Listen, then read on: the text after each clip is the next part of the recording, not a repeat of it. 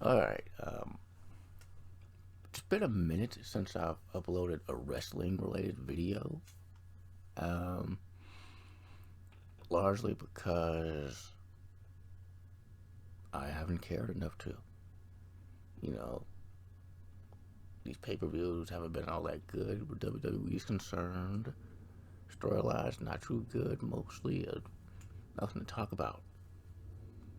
But that changed last night.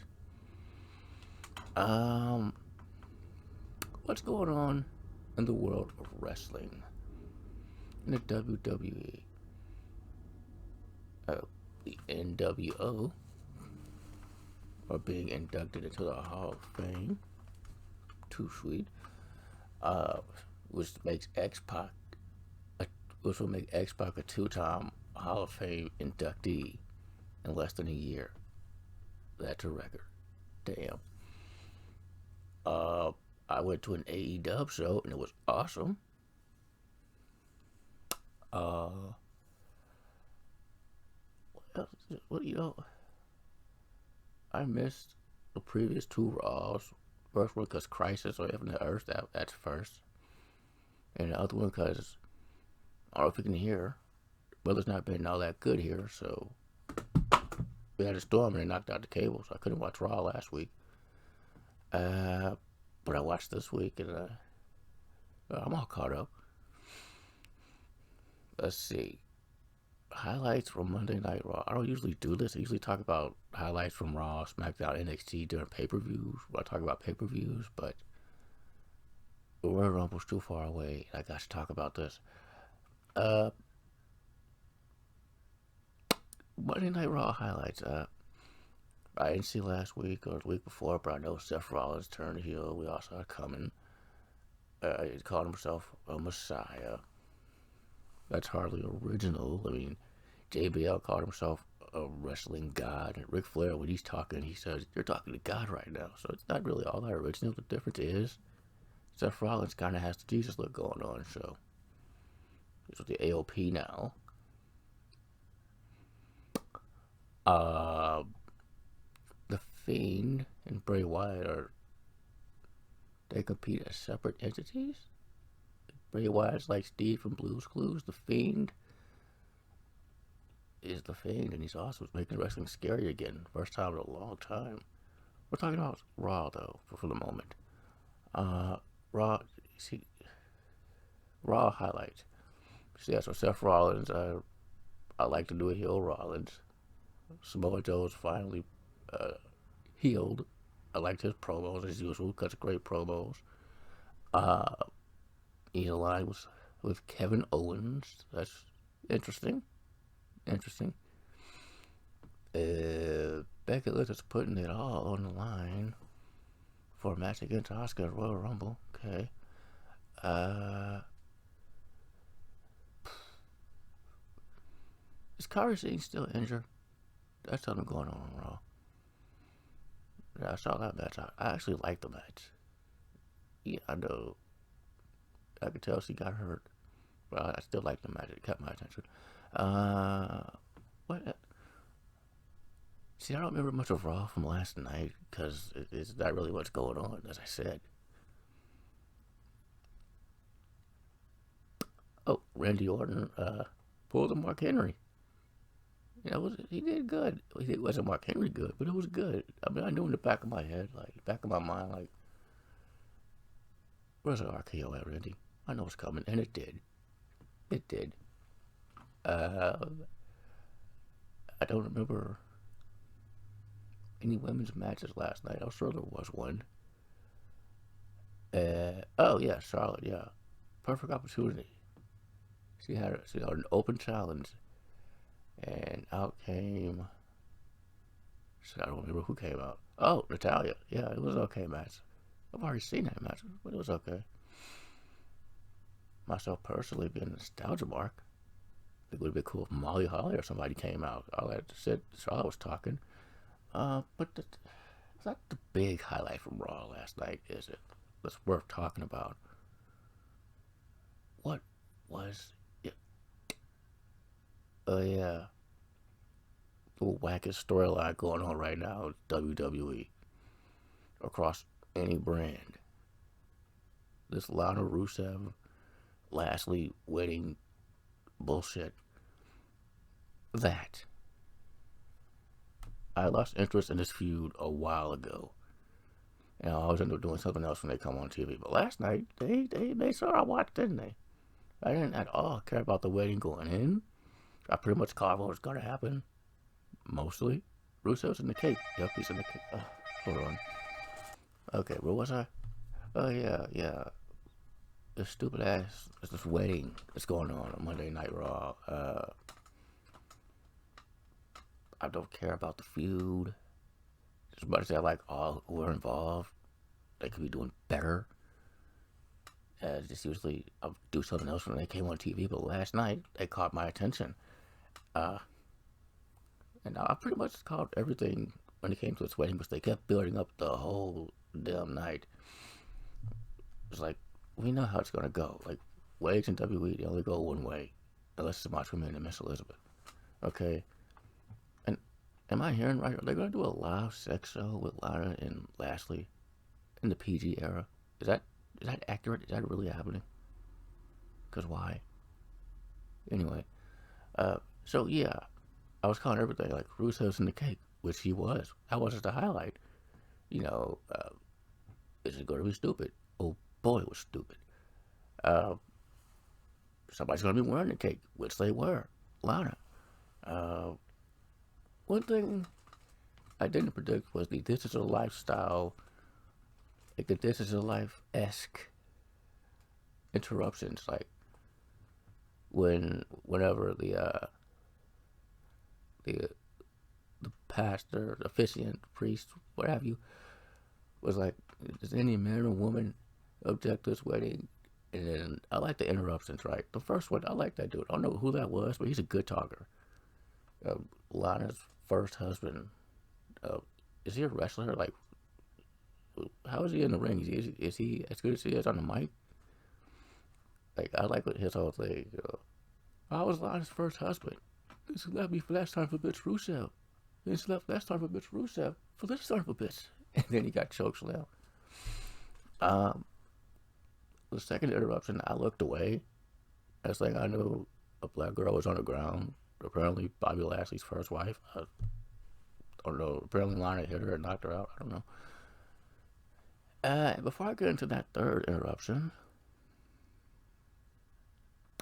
I wanted to say something. I forgot what it was. Okay. I want to say something important. Oh, yeah. Okay. So, over this holiday season, I watched a number of movies because I got a few movies for Christmas. You know, I got some money. That's what I do with money. You know, I buy movies. The point is, a movie came out this holiday season called Seasons of Love. It's a lesbian romantic comedy. A very lighthearted lesbian romantic comedy. None of the stereotypes.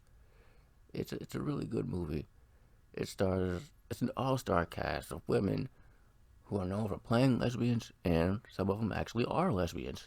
So, you know, it's all good. Good representation, right?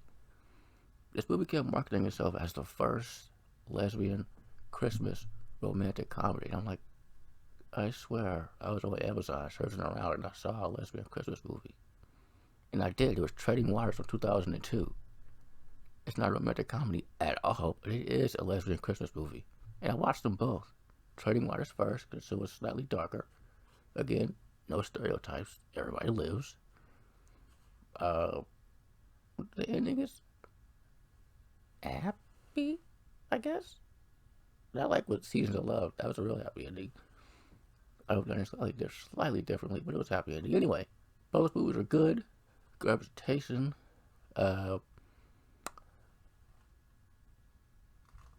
And they're exponentially better than what we got last night on Monday Night Raw.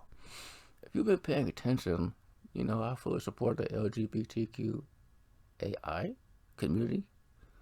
You know, I did my reviews of South of Nowhere, and my collection is now like like 80% in horror, like 10% LGBTQ movies, and then 15%, and then 5% everything else. Like, yeah. So, that said, that third interruption. Let's rewind the night, shall we?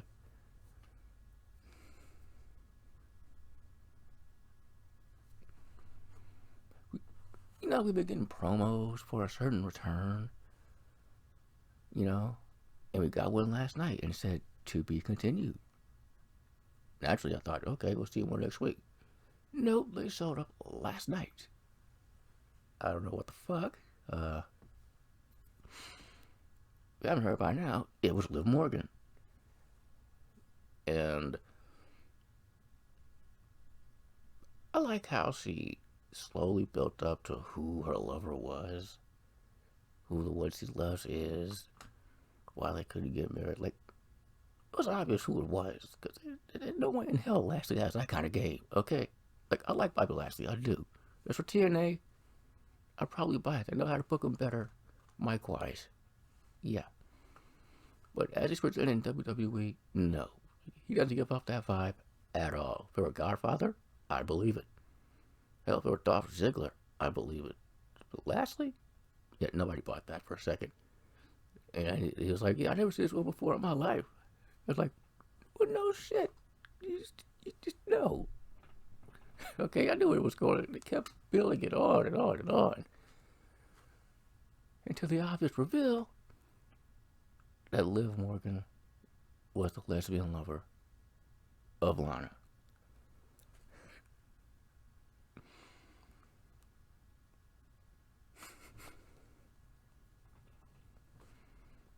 Wow.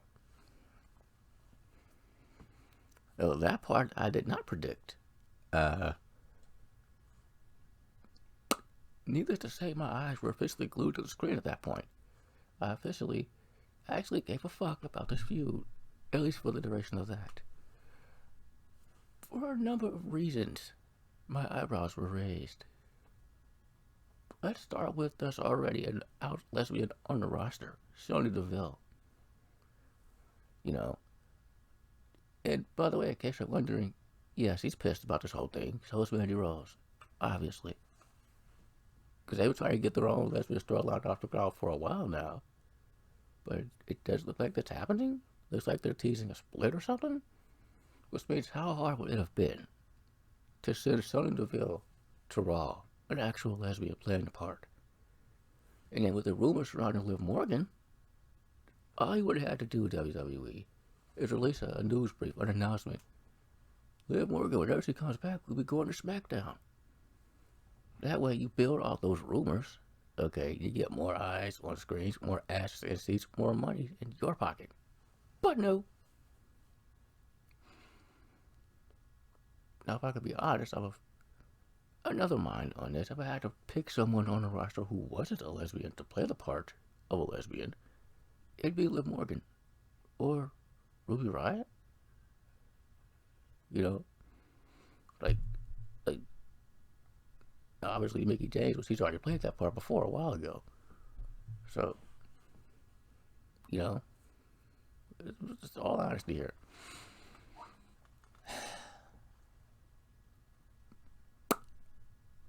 Wow, how could they fuck this up? There's still a chance to save Liv Morgan, which is all I care about in this whole thing. Okay? Like, all that build up for this, no, there's gotta be something greater in store for her. I'm gonna play the part of Booker briefly here. Speaking of Booker, I think I'm the one person that actually wants to see that Harlem Heat revival match, okay? I would love to see that. I don't give a fuck how old the Harlem Heat are, how long it's been since they've wrestled, which hasn't been that long. I mean, Book had his own wrestling promotion, remember? He wrestled there sometimes. So does Stevie Ray. Anyway, but yeah, so I'm going to play the part of Booker briefly here. Here's what I would have done. I would have held off on this, okay? At least until Royal Rumble, when we expect returns and debuts. I would have kept the build-up going. I would have had Mandy and Sonya split, which would have sucked, but I would have done it. I would have had Sonya Deville off TV until after, no, until Royal Rumble. Okay, I'd have Lana in the Rumble doing her thing, and then I'd have Sonya Deville come out. Oh, something would be different the way she looks at Lana, the way she handles Lana. Sort of like what she did with Mandy Rose a few months ago, but a little more blatant, you know? Because we're well past the years of subtlety. What? Okay, my phone does not ring that much, I swear.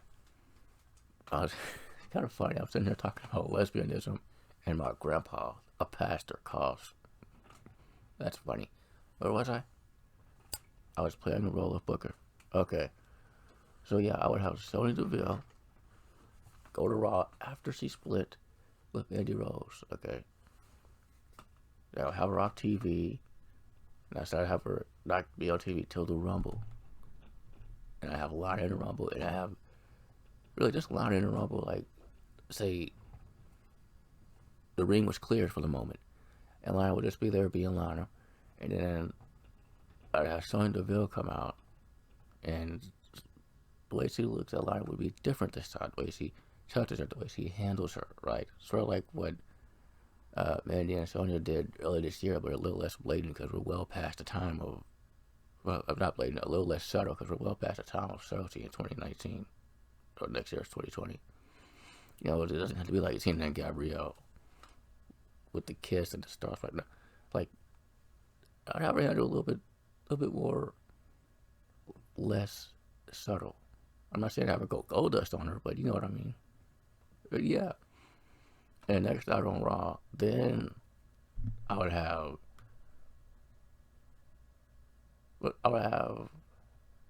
something. Okay. We'll say the wedding happened last night as it's supposed to. I'd have, well, no. I'd say something what happened last night, move the wedding till after Royal Rumble. I have the wedding happen, and Sonya Deville shows up on Raw. Okay. And do basically what happened last night, only with an actual lesbian, and if to add more believability and credibility to the story. Okay. And then I have Liv Morgan appear on SmackDown. You know, I'd milk the rumors first before I have her show up. I'd probably have her show up at Royal Rumble as well. Of course, milking the rumors right up until the buzzer. That's what I would do. Okay, but instead we got what we got last night. And all that build up for that was not worth it. I envisioned something way greater for Liv Morgan. Way greater than this very, very shitty storyline. That's, wow. Yeah, so Sonya Deville, a real lesbian, she's pissed off her best friend Mandy Rose, who was trying to help her with this lesbian storyline. Also pissed off the fans. Kind of pissed off too. I heard somebody tweeted HLA before this even started. Like, how is that not a sign this wasn't going to go well? Because that didn't go well. Remember that. Okay? Come on.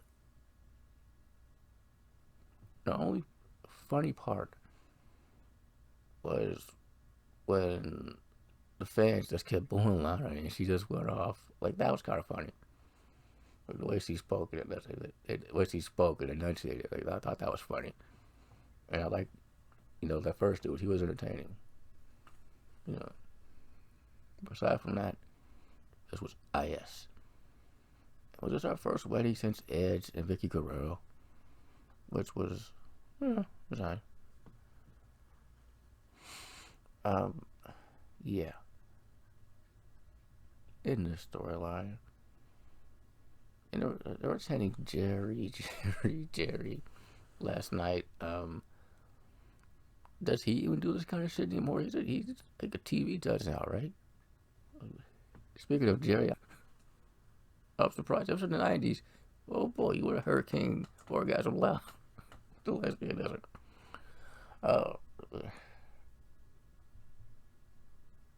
This is ridiculous, man. I don't know what's going to happen next. On Friday, for that matter. But yeah, that's what's going on. That's worth talking about. Are you entertained? Because I'm not really, but my interest is piqued. Anyway, that's all I have to say about that. Oh yeah, and reportedly, apparently, neither Vince McMahon nor Triple H was either there last night, or they didn't show up till like way late. So that might be a factor. And I'm also hearing that this whole thing was a Vince McMahon idea, which it sounds like him, you know. And everybody's pointing out how Liv Morgan was wearing a suit, which I like. I thought it was nice, you know. Never seen a suit like that before. I liked it. But people are pointing out how she's wearing a suit and doing the whole lesbian thing. And Vince was like, well, that's what they wear, pal. Like, that totally sounds like something he would say. You know, that's what they wear, pal. Ellen and other Ellen. And I mean, that does sound like Vince, so I guess I can believe that. But yeah, that's all. Stupid. Oh yeah. So if neither Vince McMahon or Triple H was either there last night or got there way late, this means Paul Heyman was fully running the show. I don't know what happened. He usually does good stuff. You know, the Festival of Friendship, that had everything. You know, that's one of those rare moments where the kids were like, "What the fuck is this?" And the adults were like, "Hell yeah!" You know, I loved it. Like every chant you heard was adults. You could hear it in their voices. They told the kids and they were so confused. I loved it. That was a great segment. And the segments with Goldberg and Jericho, those were Heyman. You know, it took me back to WCW, ironically. But yeah, he usually does good stuff. The Canellis' pregnancy thing, that was Heyman. At the start, at least, before they took over, became actually pregnant. That was him. What happened here? People are saying maybe Eric Bischoff never really got fired. He was the officiator again. I was half expecting that last night. I'm not gonna lie. But yeah, that's all. Like for real, that's it. That's all I got.